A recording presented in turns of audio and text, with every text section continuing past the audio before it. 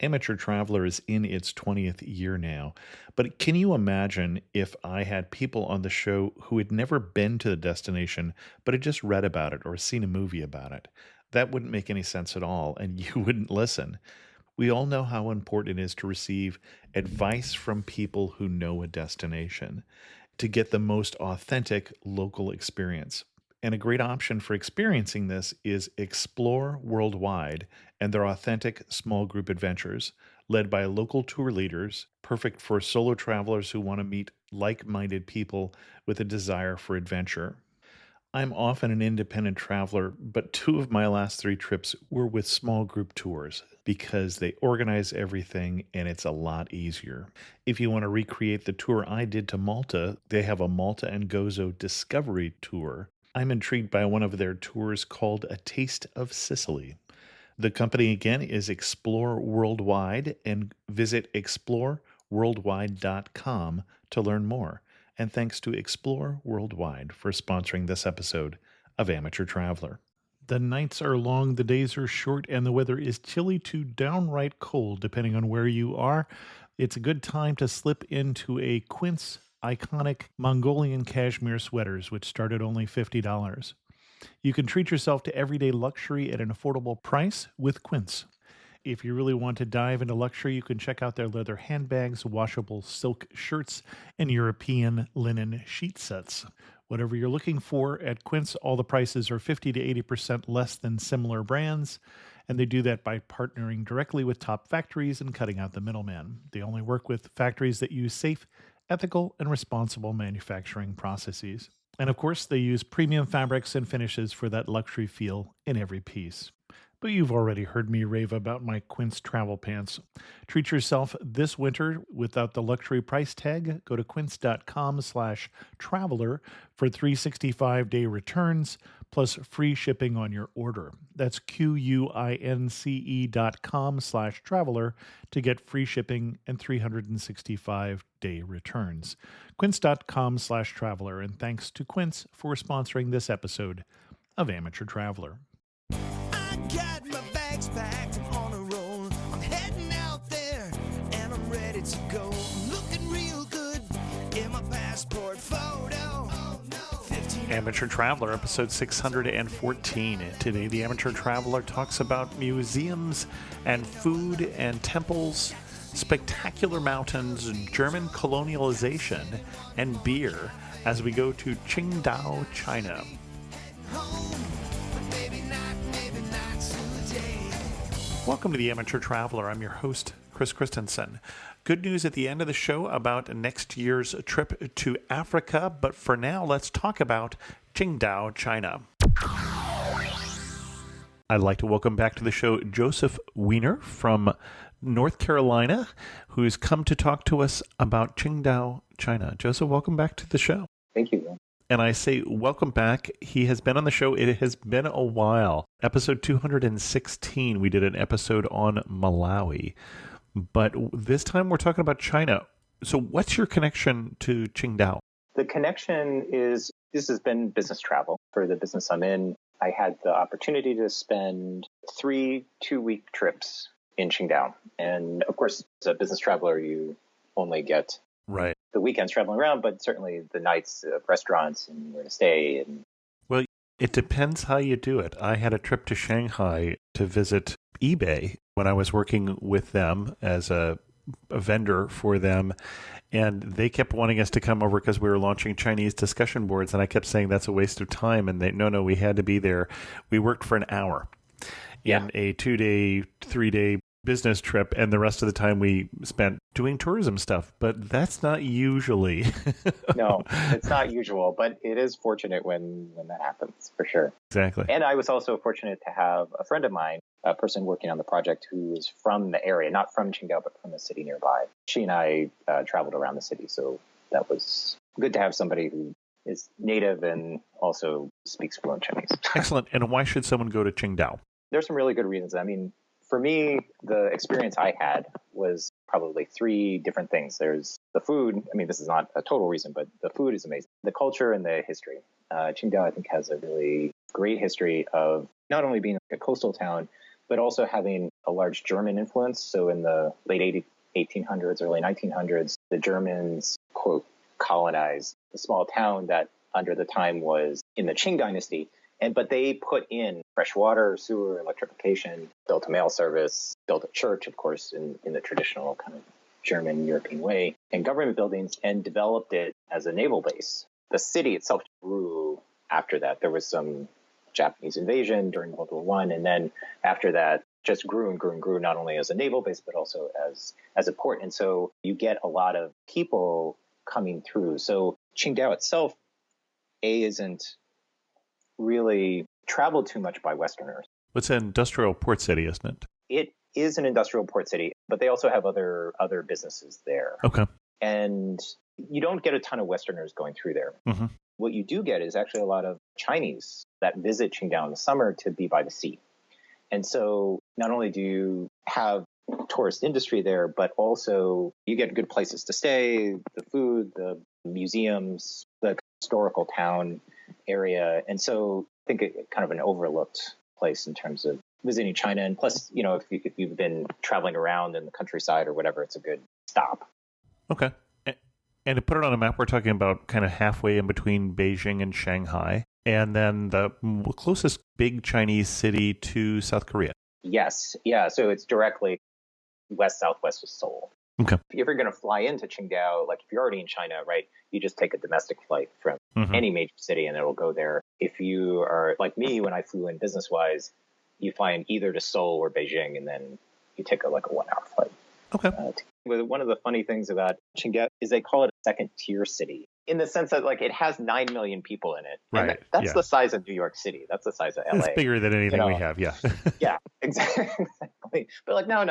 It's second tier. Second tier. The highlights of my trip, I like the food. I'm a big foodie. So, but also northeast of the city is Laoshan mountain range, and they have a huge park. And so you can go out there. I always think of it as like those traditional Chinese ink drawings of these craggy mountains with the cypress or the firs sticking out between them and the fog rolling between it. I hiked there in October, and that was my experience. So there's some Tao temples in the trails you can go to. There's the old town area, the old Germanized, colonized area. There's a big Buddhist temple there, the Zanshan Buddhist temple, and the German governor's house, which is a really great visit. It's in what they call the old town area. While the Germans were there, and then even afterward, the German commander of the city lived there, but also then the Chinese used it as kind of like an ambassador's house. Okay. So it has a deep amount of history in the city. And then also the shell carving art gallery and factory. So in Qingdao, there's a factory that basically, when you go there, you can see these, they frame them, but they're basically like pictures made of carved shell. Okay. And it's three-dimensional. It's more like a relief. You know what I mean? So they carve the shell and then they'll form flowers. Or when you go to this gallery, you'll see this shell carving piece that's just made of little pieces of shell of like the Great Wall of China, but it's the size of 2 of the walls of your bedroom. Oh my gosh. Okay. And then they take the larger shells and carve 3D reliefs. It's a really incredible place. It's something that you see the shell carving around in the city and in the hotels, but you can actually just go up to the gallery itself. And that's a really amazing thing. So you can see them doing it, and they have pieces, of course, for sale, and they'll show you any of them. Okay. Well, and I think we've started to go into a little more detail. Before we do that, though, I do want to tell people who are trying to look this up while we're talking about it, if you're looking up Qingdao and you don't know how to spell that in the English language, that would be Qingdao. We'll put a link to that in the show notes, of course. But there is an alternate spelling that people may have heard of, which is Qingdao. And the reason why you may have heard of that is there's a very well-known beer from China, the Qingdao beer, which is made here because that's the alternate name for the city, or the alternate pronunciation or whatever. Yeah, I think it was the German, kind of the way the Germans said it. Oh, okay. Interesting. Was how, they ended up pronouncing it. I don't know if the Germans actually did the beer. I can't say that. Excellent. So while we're in the city, where are you going to start us? We already went to the Shell Museum. Anything else you want to say about that before we move on? I would say just that definitely missed opportunity. I think that's one of the places that people don't look to or even know about. It's right there kind of in the center of the city.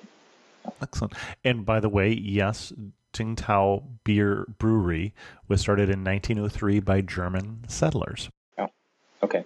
There we go. The brewery is something I missed. Okay. Did you miss the beer completely or just the brewery? No, just the brewery. I don't know. I guess my opinion about it is here in the United States, I can go to breweries. And if I'm going to China, I needed to spend my weekends wisely. Understand. But if you're into a beer museum, there are other business travelers that definitely spend their time at the brewery and like it. Okay. Where to next? Do we want to start with the governor's house?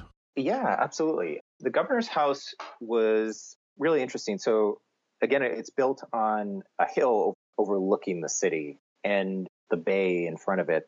And it just hosted a lot of different people over the history. So like I was saying, built by the Germans, but it was also used by the Chinese later on. Architecturally, it's really interesting because, of course, it's a German style house with multiple levels and an atrium and really fine woodwork. It kind of gets you into that era of German colonialization.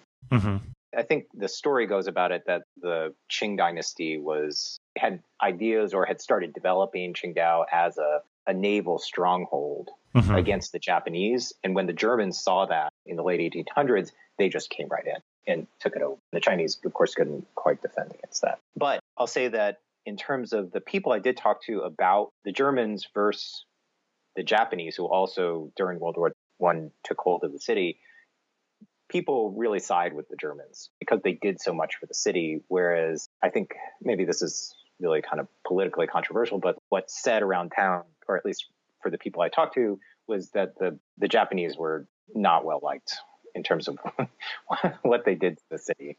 Yeah, that is somewhat universal. It has strained the relations to this day, and worse, obviously, in cities like Nanjing, which had particularly bad experiences in terms of genocide sort of things. So, I know they really came in for the resources, and it's close. I mean, if you look at Qingdao, not only is it west-southwest of Seoul, but it's also straight west of the southern part of the Japanese archipelago. So, right. It's a convenient trip. Right in that same area, there's the Zanshan Temple, which is also good. So there's a bunch of temples around the city and then also up in Mashan. And that's a really interesting one also because from the religious aspect. Now, the temple itself, it's been touristized.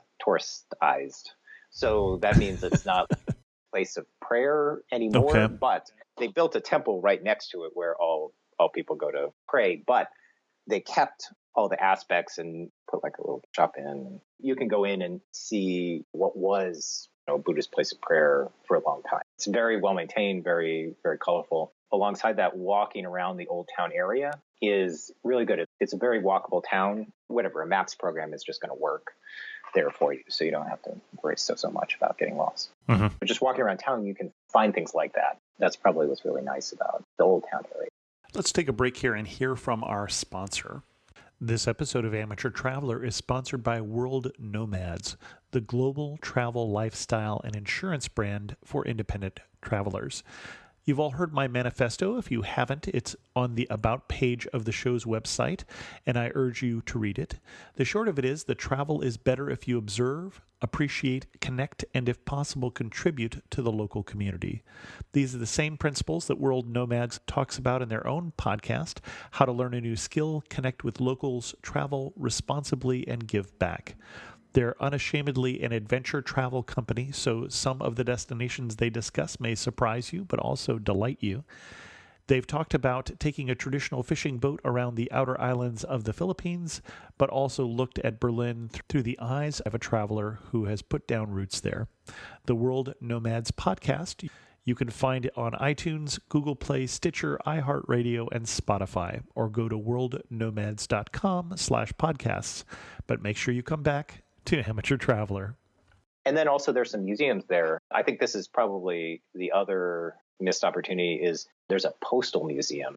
What's interesting about it is, of course, the Germans brought in the mail service, and they have a history of communication devices, including the telegraph and then the first phones and so forth. What's nice about it also is that they have a cafe up on the top floor. So that's not even something people, I think, even know about either, is you can just wander up the stairs all the way to the top and go have coffee. They have art exhibits and things like that Mm-hmm. in the space. There is also the Zhongshan Park, which is nearby, and that's a larger park. Qingdao is large.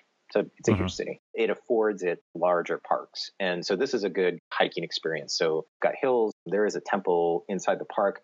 And I didn't see this, but there's a certain time of the year, there's a flower exhibit. Like the Dutch would have like a tulip exhibit out in Amsterdam or Rotterdam. And this would be the same kind of thing. It's orchestrated flower exhibit sometime during the year. So that's park itself is kind of nice to walk through. Mm-hmm.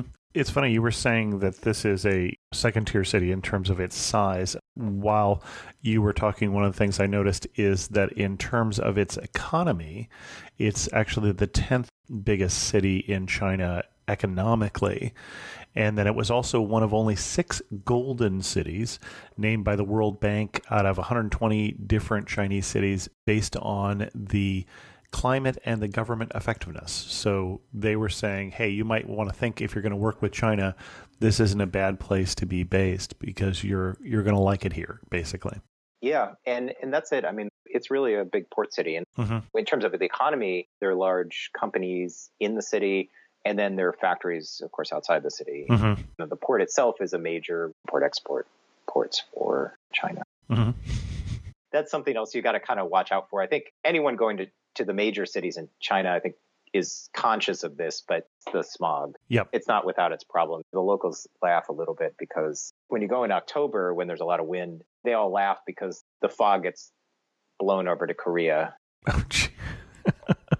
And then in the winter, when the wind dies down or a westerly wind, the smog comes back. So it's just something to be conscious of. Well, and you mentioned that. When is the best time in your experience to go? So from what I understand, a lot of Chinese travel there in the summer. Okay. Basically to be by the ocean. Yep. I went in October, which was a really great time to travel because it was cooler weather. Mm-hmm. For anyone living in the Northeast or above Texas, it's got nice weather. So I would definitely recommend the fall in terms of having the best of the city's not crowded and you still get really nice weather and it's not raining and cold, windy in the winter. I would imagine that the springtime is kind of the same thing. Okay. Excellent. What else do we want to see while we're in Qingdao? Well, they have a square called the May 4th Square. It's an area down by the water. It's got an esplanade, so you can just kind of walk down along the bay. So the square itself has a memorial to the May 4th movement, right, which was in the early 1900s, 1919. There was protests against the Chinese government for their response to allowing the Japanese to the Treaty of Versailles, which allowed the Japanese to receive territories in the Shandong region, which is the area that Qingdao is in. Okay. After being surrendered by the Germans, there were protests and against the government allowing the Japanese into this area, and that's historically and culturally that's a really important movement. That's a really important time for the area. If you look on Wikipedia, it quotes it as an anti-imperialist political and cultural movement, which I think is hilarious. So not hilarious, but I'm always anti-imperialist. If you can walk down to the sailing center, there's an Olympic sailing center in Qingdao, and in the 2008 Summer Olympics, they hosted the sailing there. That's also a nice little part to it. So the city itself is, of course, fairly large. There was one other museum worth mentioning. It's in the new city. It wasn't too far. It's, I think, also another missed place, it's called the Printing Museum.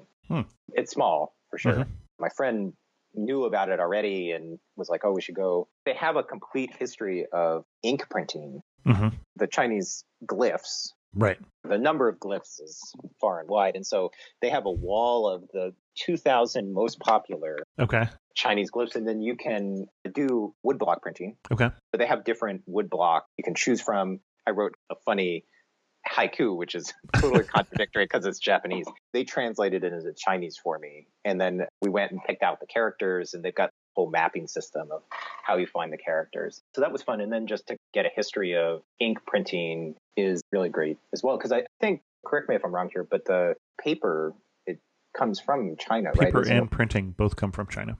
That's, I think, part of their cultural history. Now, I don't know if that's very specific to Qingdao, but and I'm curious, you mentioned they have a system, and I don't know if people have thought about this. There is no alphabetical order in Chinese in the character set. And so usually you have to organize things by there's one particular part of the character that is the radical, and then there's a number of strokes, and you count the number of strokes, and that's how you look things up, which is a complicated system if you've used a Chinese dictionary to try and find things that way. I'm sure it's less complicated if you're used to it. Is it something like that, or did they have a different system as far as you could tell? I think it was a different system. Okay. I'm not sure. They kind of just gave me the numbers, and then I had to go look on this wall. And 2000 is interesting. My understanding is if you knew the right 2000 characters, you could pretty much read a newspaper. That there's sort of 2000 are pretty important. There are more than that, but you could at least get the gist of what was going on reading a newspaper. Now, I only got to 200 at the most, so that doesn't help quite nearly as much. That puts you someplace in Beijing reading a sign where you can read 3 out of the 4 characters, but unfortunately, the character you can't read is the real key. You know, the other are the Beijing. Well, that wouldn't be a character. Beijing something, whatever. You're like, well, that was the one I needed. So exactly. I got even less. I was having them teach me Chinese while I was there. Yeah. Say thank you and you're welcome. And I used to be able to count to 10. I thought that was kind of interesting about Chinese is how once you learn to count to 10, then you can count to 99. Right. Yeah. It's so systematic in terms of how they count. Excellent. Where else do we want to see? You started to get us out of the city at one point. Definitely. I mean, if we just talk about the hiking in Laoshan a little bit, my friend did not come with us on that trip. There's a couple other people we were working with who wanted to go. So let's talk about this is a good time to introduce the transportation around the city. Okay. Because actually the transportation is very straightforward. So as long as you have a piece of paper, you don't speak Chinese, if you have a piece of paper with where you want to go, then the buses are super convenient and extremely inexpensive. So that is an excellent way. And of course, if you speak Chinese, the buses are going to be the most straightforward way because they go all over the city, very easy to get around. They have a subway. And when I was there in late 2016, they had just opened, I think it was the second line of the subway. And that actually does have English in it. Okay. Both Chinese and English in there. And that's very, very straightforward. The subway will get you in the major areas of the city, will get you where you need to go, and then you can either walk or take a bus. And then the third type of thing is you can use Didi, which is the Uber equivalent. Right. That's, again, very inexpensive, and you can just do it online. We use that quite a bit. Mm-hmm. And so we had taken a bus out to Laoshan, and what we were going to do is we were going to walk through the gates, and there were 4 of us, 3 Chinese, and then myself, who I will just say I'm white. So I stand out. So we're on the bus, and of course, we're getting into the town near the mountain. It's a huge, huge park and land preserve. This woman gets on the bus, and she's speaking Chinese only, and she talks to the people I'm sitting with, and she's selling tickets at a lower price to get in. And of course, I'm the one, they tell me later, I'm the one, of course, that attracted her to, come get on the bus. She's not talking to anybody else. So we buy the tickets. They make the decision. They feel it's all right. It turned out to be a great idea because she said it was her brother. I'll put that in quotes, her brother, but whatever. So some guy comes and picks us up in a car and drives us. So first of all, we're instructed to kind of sneak through the gate, which was also pretty funny. But we had to get on a bus, and then he would come and pick us up at another area. So we did a little bit of hiking, and then he took us so Laoshan is a big tea growing area. Oh, okay. Interesting. They produce the Laoshan tea. The tea fields are in the preserve itself. So people live in these small towns in the land preserve, and then they grow the tea. And so, I mean, there's 2 types of experiences. Of course, you can go to, he took us to a tea house where you sit down and a woman serves you different teas, and then you pick out what you like and you buy the tea. And that was really nice. It was, for me, and I think a couple other people, okay, you're going to pay a little bit more than what you would pay if you went really dirt cheap, but it's a service. They sit you down. It's not like you're there for 5 minutes. We were there for a good 5 minutes, drinking tea, talking. They've got little dried squid and dried fish. Okay. Of course, you can buy those snacks as well. After that, he took us to, there's a little beach area that he took us to, this tea place. We stopped and he talked about the tea plantations. I say plantation, but don't think of it as the southern plantation in Georgia. It's more of somebody's got some rows of tea plants. They've terraced the hills, and there's a small area where they're growing the tea, but there's a lot of them around. So, he talked about that. And he took us to the town where he lived in. To have somebody that had grown up and lived there tell you about the area and tell you about the different special places that are there. He also took us to one area to go hiking. So we went hiking for 4 or 5 hours after that. And you would see it around the city. There's Laoshan water. It's like bottled water, but there's a natural spring in the mountain. And so there's a waterfall and the kind of like natural spring area. So as you hike up the hills, there's very well-formed trails. There's signs. Okay. I don't remember whether the signs were in English or not, but if not, Google Translate. Google Translate, exactly.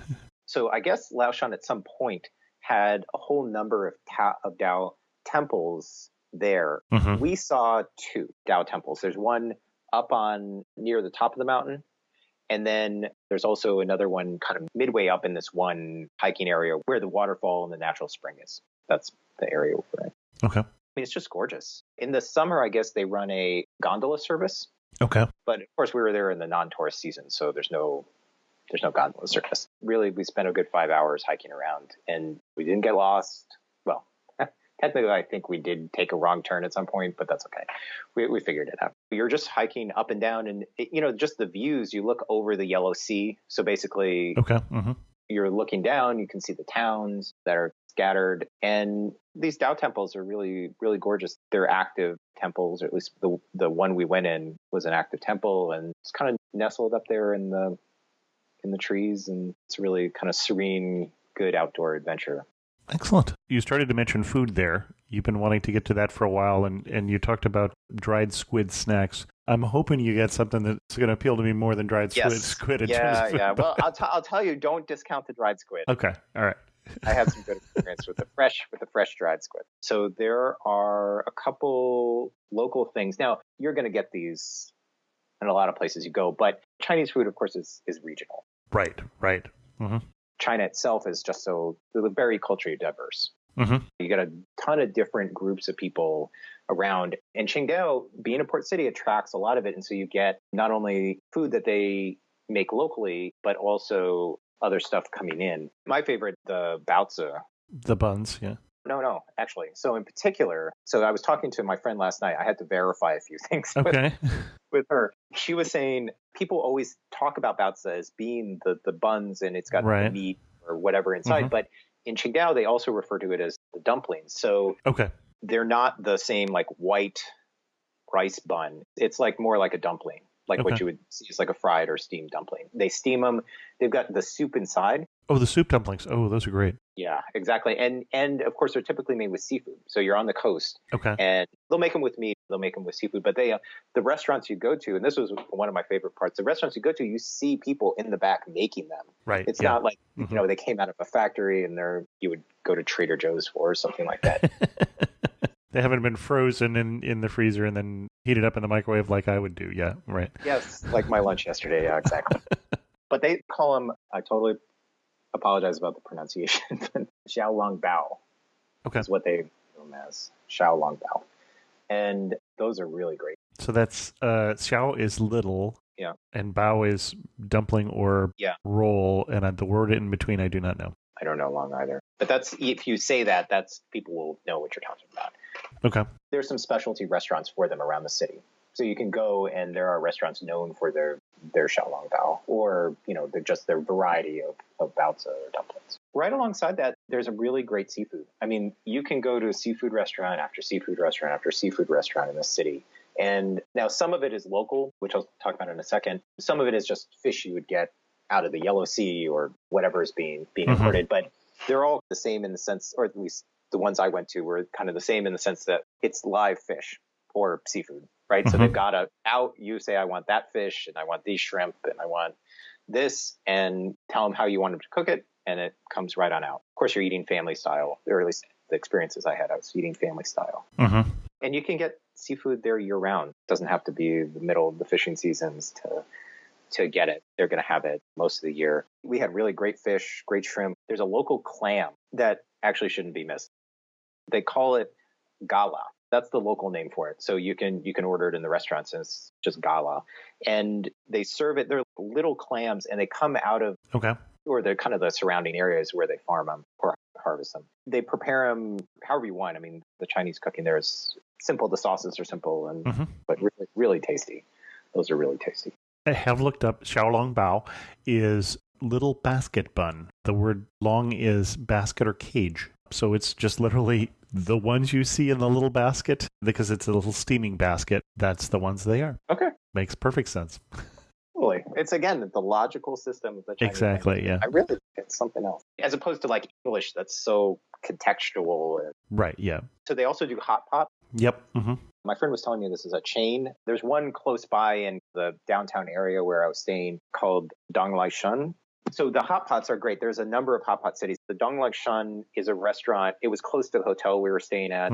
And I think it offers a little bit more of the authentic hot pot experience. Like traditionally, for people who haven't tried it, right, you're going to get either meat and or seafood. In Qingdao, you're definitely going to get seafood. You know, you don't have to worry about it giving you an upset stomach or something. It's this place is good about that. And then, of course, you're going to get a pot of boiling water that's spiced in some way. And by spice, I don't mean necessarily like you can ask them to make it like spicy, hot spicy, or you can make it like savory. They'll use, I think, nutmeg and some other spices, or you can just get the boiling water. In any respect, of course, it's family style again, and you cook the food and have it, and then they'll bring out vegetables and things like that as well. It's a really good experience to sit around and have that. Again, I'll remind people this is a business trip. So we stayed in the West End. So I will just say that even a business trip, I have to pay for it and then get reimbursed for it. For what you pay for the West End, I will say it is totally worthwhile. Unless you're on a budget trip. I mean, I don't think I paid more than like $180 a night. Okay. This West End, I would equate it to maybe a $400 or $500 a night hotel in the United States. Okay. It's very nice. And the breakfast bar is out of control. So they have got Korean and Japanese and traditional continental and Chinese. I was like, wow. Yeah, a business hotel in China tends to be catering to wherever they get business people from, so that you get a more variety sometimes. Yes, exactly. So if you're looking for a night or two, even if you're on a budget, it's well worth the hole up. And I'll just plug that. But there is a large mall actually right across the street. Now, it's a pretty fancy mall. I mean, they've got all the Western stores, and I'm not there to shop for clothes or makeup or whatever, but they have a food court. And not only do they have the food court, which is okay. I mean, the food court is good. It's better maybe than what I would have expected out of the food court. But up on the 6th floor, they're restaurants. So they're regional restaurants up there. And those are well worthwhile. So the one in particular, my friend and I really like, it's a Uyghur restaurant. It's food of the people from the Uyghur region, which is northwest in the mountains. And so there's one dish you can get that's curried chicken and rice and flat bread. So you see this Indian, Nepalese, Pakistani influence. And then they've got this really great bread that's like you would cook naan, basically. So I think this is also a chain dumpling restaurant in the basement. So if you go down to the bottom floor, the basement level, there's another famous dumpling place that's also a seafood restaurant down there. So it's definitely worthwhile. I mean, if you happen there in the summer heat, air conditioning breaks are always a great idea. The restaurants there are really good. And there's some other good restaurants up on the 6th floor. They have a Japanese one. They've got a Korean chain one that's the Korean barbecue. Yep. I could spend my life eating eating my way across Qingdao. My takeaway from this is definitely go there. Don't miss out on the food. Certainly don't just eat Western food while you're there. Hit some of the historical sites, but also get out of town, because that area that you were talking about, it just looks gorgeous. Yes. Okay. The places that I would not go to. Okay. This is one of those things, of course, you talk about all the great things. And I'll just totally say this, being American and being someone who's gone to beaches around the world, there's a place called the Number One Bathing Beach. That's what it's called, the Number One Bathing Beach. I wouldn't bother, to be honest. I mean, maybe you can walk past it. It's not much of a beach. And then there's also an underwater aquarium, which I don't know. There's some nice aquariums in the world. And I mean, it's an aquarium for sure. I didn't go. I looked at the pictures and I was like, okay, we can pass that by. As far as beaches, stay in North Carolina and go to the beach there. Yeah. or all the wonderful beaches in Florida or Okay. California. Or, there's some great places around the world with beaches. Malaysia, great beaches. Excellent. Anything else we want to cover before we start to wrap up? Practical things Mm-hmm. beyond the watch out for the smog, which is something just conscious of. I think this is generally true, is you want to bring cash. You just get cash out of the most foreign credit cards are really not accepted outside of the major hotels. Yeah. So, I mean, if you have a locally Chinese issued credit or bank card, then most people accept it, but you need cash. Okay. Even for such a large city, that's most people are. I think the Westerners traveling there, maybe I would have been surprised by that. Well, let's get to our wrap-up questions then. You're standing in the prettiest spot. Where are you standing, and what are you looking at? Definitely, I'm standing atop Mount Laoshan and looking out at the Yellow Sea, and there are the tea plantations behind you, and you're standing in a Tao temple, just overlooking the mountain ranges, like craggy mountain below you. So that's for sure. Excellent. Yeah. One thing that makes you laugh and say only in Qingdao. Maybe it's not only in Qingdao, Okay. but I will say something that makes me laugh, and maybe it's not going to make everyone laugh, but I would say the driving, it's pretty bad. Some places you go to, it's people first, cars second. This is cars, buses first, people second. You just see some really bad driving around. So it makes me laugh because, I'm always conscious about traveling around, but that's something. And probably the other thing is they talk about the Qingdao beer as it's different in Qingdao because of the special water from Qingdao that they use. Okay. I think the story is that they used to use the water from the Laoshan natural spring. Right. I don't think they use it anymore, but that's definitely something that people talk about, is the Qingdao beer in Qingdao is different because of the quote kind of special water they use.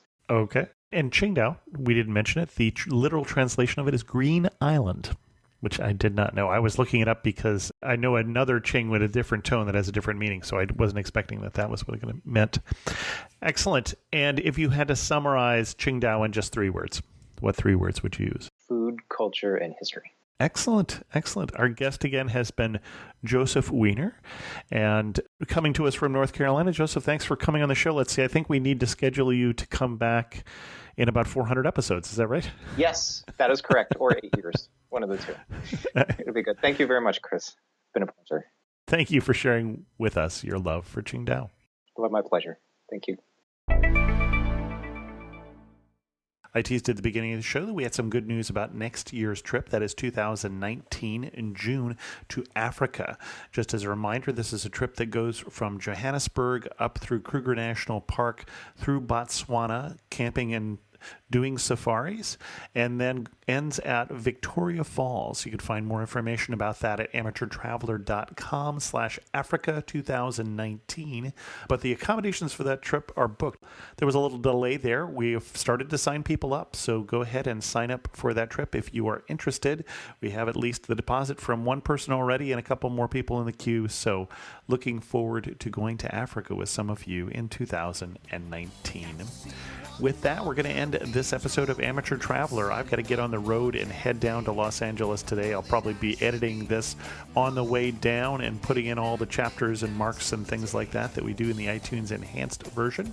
If you have any questions, send an email to host@amateurtraveler.com, or better yet, leave a comment on this episode at amateurtraveler.com. And thanks so much for listening.